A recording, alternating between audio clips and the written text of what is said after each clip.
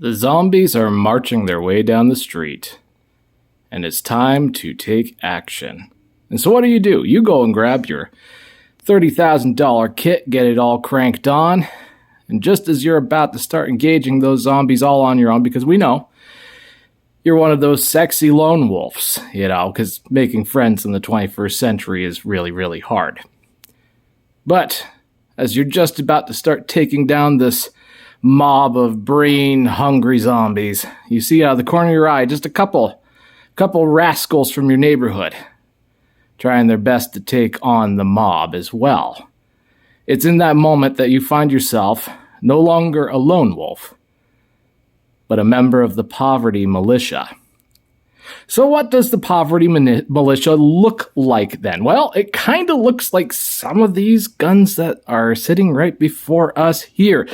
So this is kind of the poor man's fire team. That's what we're going to be talking about a bit today. And I know you're oogling all of that poverty eye candy right there. Well, some of it poverty eye candy. Some of it, maybe not so much. But let's talk about some of the brass tacks here. So unless you happen to be part of an organized group where everyone in your little organization, whether it's 5 people or 500 people, has actually sat down, done inventory, figured out who has what and what roles those individuals are fulfilling based upon testing at the range and so on and so forth. By and large, if things get crazy out there and you just happen to stumble upon people that you happen to know have guns and hopefully learn to trust over time, you have no idea what people are going to be carrying. And, well, to be fair, maybe you're not one of those guys with a $40,000 kit and, well, you might be running something along these lines. So when we start talking about the poverty militia, in many ways what we're really talking about is realistic expectations of gun ownership here in the United States. The simple fact of the matter is, guys, your average person who owns an AR-15 and isn't like a super, I'm really into AR-15s guy, he probably has something along the lines of, a Ruger AR-556, which is what that guy is right there. Or maybe they have a Smith & Wesson platform. Or maybe an Aero Precision. You can go along any of these things. It might be something along the lines of this fella right here, which I didn't even know what this company was. It's Olympic Arms. This is something that I inherited. A relative of mine happened to own an AR, and things happened, and so that came to me. And, well, I've never even heard of that company before. I don't know if they're even in business, but lo and behold, that was one of the ARs that he owned. So, had things gone crazy during his lifetime, there's a pretty good chance that that is what he would have been carrying into action. And that's nothing super fancy. It's just a carry handle special without any of the sexy Vietnam era goodies attached to it. He also did have this Bushmaster up here, which has a 20-inch barrel and a bipod. So, that's something a little bit more unusual. Again, guys, the average thing that people are buying are stuff like that or this Ruger right here. It's a 16-inch barrel, 5.56, nothing fancy about it in any way, shape, or form. No chrome lining, no cold hammer forged barrel stuff. I mean, maybe, I don't know what they have on that. Same thing like here. We've got some Palmetto State Armory kind of stuff going on. That's a PSAC 47 Gen 3, and I remember what that is. Now, this is a Springfield M1A standard, and it's got a couple Sadlac upgrades on it and stuff like that. So, yeah, you might bump into somebody with a 308 caliber, but, I mean, M1As are kind of ridiculously expensive for what they are, considering, I know some guys, live or die by the M14, but, I'm sure you've seen the videos where they don't perform quite as well as, say, the AKs and the AR-15s under certain conditions. Same thing with pistols. Now, granted, this isn't a high point. This is I believe it's a Stoeger, like an STR-9. My primary is a Smith & Wesson M&P 9, but this thing has good reviews, and the few times I've shot it, it functions pretty well. But again, like, yeah, there's probably a lot of Glocks out there, but if things get crazy and you're relying on people in your community, all kinds of strange things are going to come out of the woodwork. So how do you organize a fire team? I have the wood gun here. That's a Marlin. That's a lever action, chambered in 444. Not a whole lot of ammo on the market for that most of the time. Great hunting rifle, but you're going to have guys dragging out 30-30s and 30-06s and 300 Win Mags, all kinds of fun stuff like that. That's kind of what I wanted to talk about here a little bit. Here, I mean, we've got a pump shotgun, right? 12 gauge. And that's a Mossberg, but that isn't one of those 500s. That's a Maverick 88, which, you know what? I'll at least say with all of these, except for I haven't really messed with the Olympic ones there. All of these fire flawlessly. I've never had any issues with them. Now, granted, with any firearms platform, you got to keep them clean. You got to maintain them, this, that, and the other thing. There are some advantages to having a chrome-lined barrel as far as, preventing some of the failures that come with buildup of, all that fun stuff that goes kapooey when the bullet comes out of the barrel. But this is what the unorganized militia, aka the average citizenry of the United States, looks like. People who spend a lot more time typing on keyboards than getting in the field training. And you know what? I'm going to say it. A lot of us, ordinary guys, who are actually trying to do the things, but we live on a budget. This is the kind of stuff that we have at our disposal. Maybe you're not dragging out a Marlin, but AR-15s of all different kinds of, budget makes. If a 223 or 5.56 comes out of it, it'll do the job if you trust it, if it's reliable, if you're maintaining it, you're working with it. Again, like these, aside from that 20-incher up at the top there, these are all 16-inch barrels. You're not going to be finding a whole lot of guys just going out casually buying an AR-15 in the event something happens, going through the trouble of getting a tax stamp so that they can get an SBR. They're not buying an SBR. They might buy an 18-inch if that's what happens to be in the store. The 20 inches I know are kind of coming back in vogue. But, same thing like optics. There's a wide variety here. You might have carry handle, iron setup. You might have, I believe that's a 3x9 on that 20-incher up there. A 1x6 variable power red dot. The AK's just got irons on it. The M1A's got, I think, a 4 through 18 or something. But, I mean, just wide variety of things. And so if you're not in a group, if you are not currently in a group, and you are assuming that you're either going to lone wolf this or you're just going to band together with your neighbors, just bear in mind, like, all different kinds of things are going to be getting brought into the field if the zombies come marching along. How do you organize a fire team like that? How do you make sure that everybody has adequate ammunition? Because if, Bubba with the Maverick 88's only got, birdshot 12 gauge, I guess that'll work on a zombie. But, it's just one of those things where it's like, yeah, 12 gauge is pretty common. So that's pretty safe, but you have to be able to supply it. What role does that person play in a fire team? If you're breaking off into groups of like 4, 5, 6 people, well, the long range capacity of something like, that Marlin there or that 12 gauge, they're not taking 300-yard shots. Not as effectively or efficiently as, one of these other long rifle platforms go. So how do you work them into your team? What if it's close quarters? Well, shotgun might actually come in really handy in a close quarter situation. Still not sure about that Marlin. But then, you got a 20-inch barrel. You can still fit through a doorway, but it's getting a little bit tighter, a little bit more unwieldy. And then you've got a higher power, optic on it. So you got to make adjustments for that.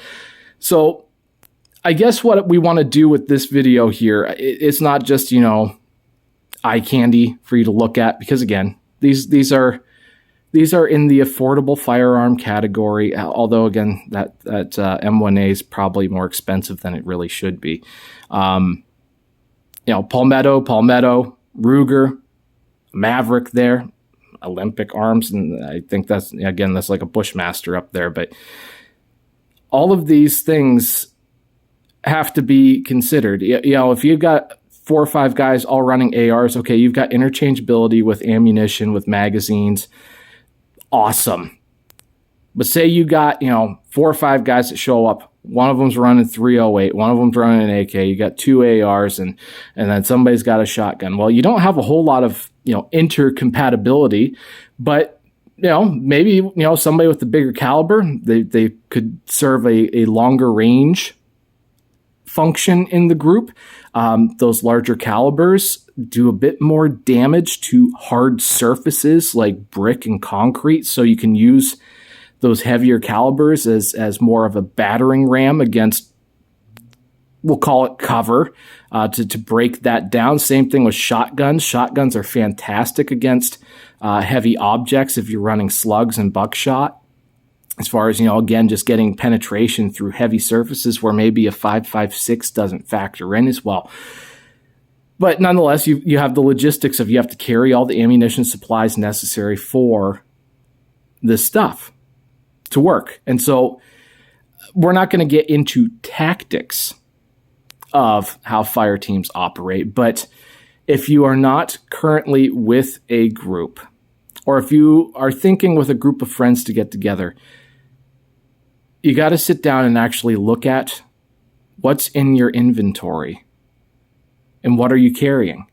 Because if you got a buddy who's real concerned about things and the neighborhood's getting crazy and the only thing he has is a 9mm pistol, there's all kinds of debates going on right now. This is one of the fun topics on YouTube, to carry a pistol or not. Well, if it's the only thing you have, then yeah, you should carry that pistol. But I'm going to tell you what, if I've got 4 people and one of them, the only thing he's got is a pistol, hopefully he can do a whole lot more than carry a pistol, because that pistol is effective, long range, up to like 100 yards, let's say. If your nerves are calm and you're in the right environment and you can get the right sight picture, so on and so forth. Most people are not functioning that way under those conditions. Pistols are at best to keep heads down, to move you into a safer position, or very close quarters stuff. They have a very limited role in your inventory. And so, yeah, you might have a buddy who's big on collecting pistols. He loves to concealed carry. He's all about, self-protection, watching out for the room wherever he is.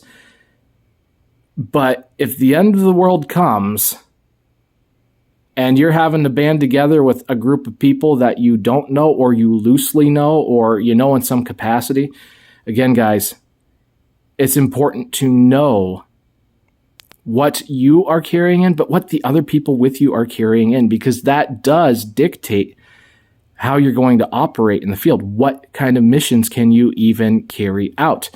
Do you have the supplies? Because again, like somebody might have an AR-15, but they might not have more than 3 magazines and only enough ammunition for like 100 rounds or something.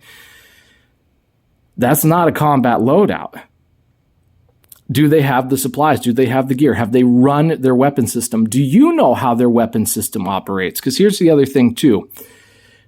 Now, granted, with zombies, is not as much of a concern because they're not looking to collect, trophies during the battle. But it's important to be familiar with the firearms of your fellow warriors in the zombie apocalypse, because these types of firearms,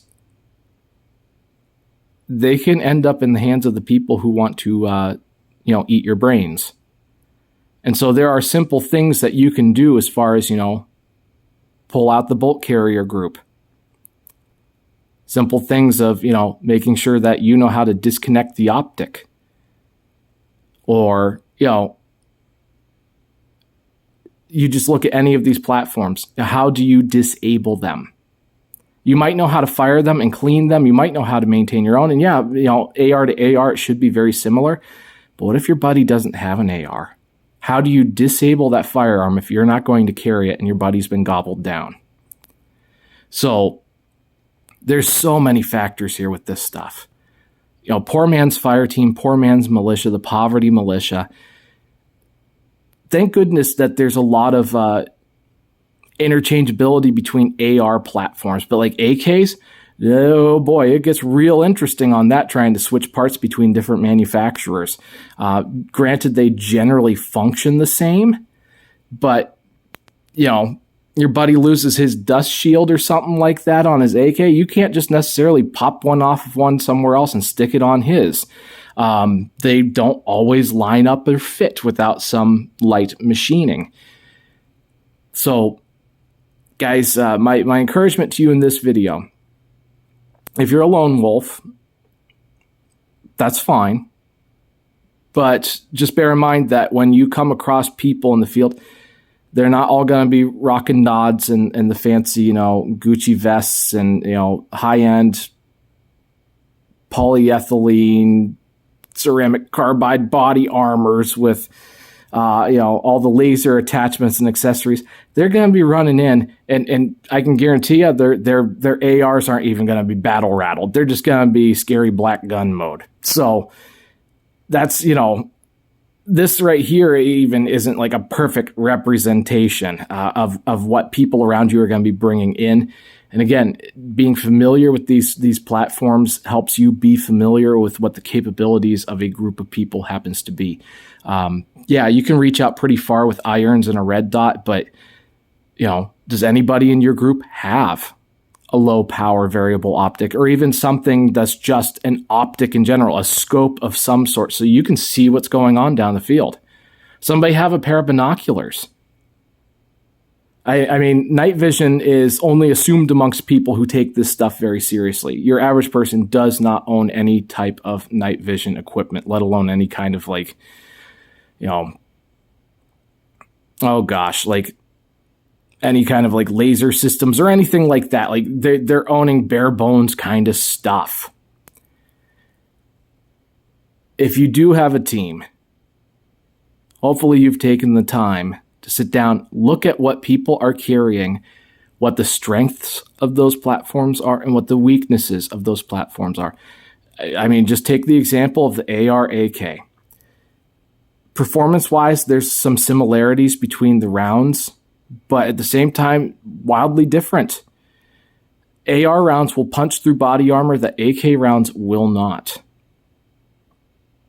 At the same time, though, AK rounds, being bigger and heavier, do a whole lot more blunt force trauma to hard objects like concrete and brick.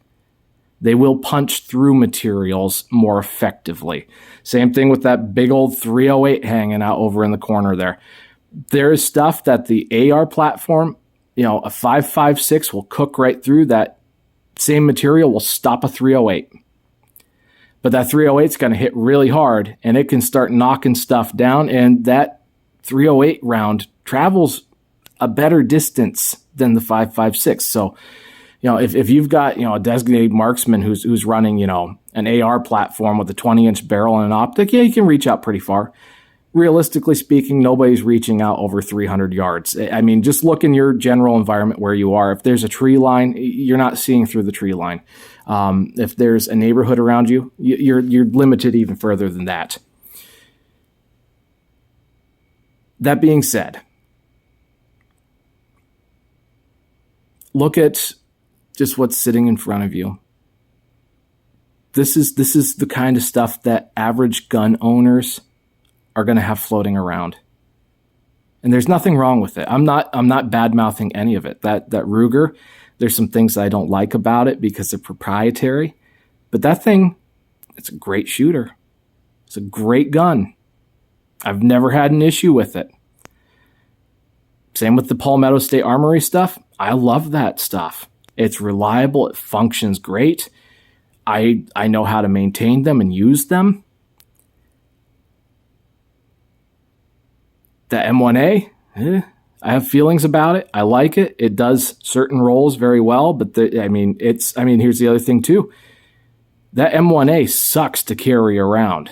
It's long, it's heavy, it's hard to maneuver around. The AR platform is way better than that M1A for carrying around in the woods. Unless you're 6'5" and you're just jacked like a battle tank, The M1A is great for defensive position, in my opinion, but to actively go out and carry it just on a recon, again, like if you're going to set up somewhere and observe for a long period of time, great platform. But if you're just walking and walking and walking, that M1A is just horrifically just in the way all the time.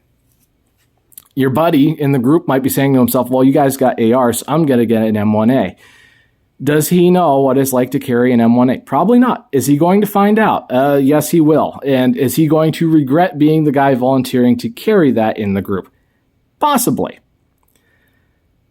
This is all, again, we're not getting into nitty-gritty of tactics or who's carrying what, but you have to think these things through. What should a 4, 5, 6-man team be carrying for a primary long gun in a group when you're taking on the zombie apocalypse? In a true zombie apocalypse, anything that, will kill a zombie. If the zombies are a little bit smarter than just brain-eating undead, well, then you're going to have to think a little bit harder on what kind of platform should your group be carrying. What kind of diversity in platform is beneficial, and to what degree is diversity of platforms a detriment? Because if everybody's carrying something different, there's no interchangeability between the group. You cannot feed your ammo to somebody else who ran out or vice versa. But at the same time, having a heavy hitter in the group, even a 12 gauge, they aren't going to be able to reach out very far. Buckshot will devastate an enemy position pretty hard. Slugs do some serious damage. Is heavy ammo, can't carry as much of it, don't have as many rounds to put down range. But again, these are things to think about. What does the mission call for? What does the mission dictate? What are you and a group of people having to do? So that's the point of this. I said I wanted to make a little video talking about, I call it the poverty fire team. This is a picture right here of average American firearms, people.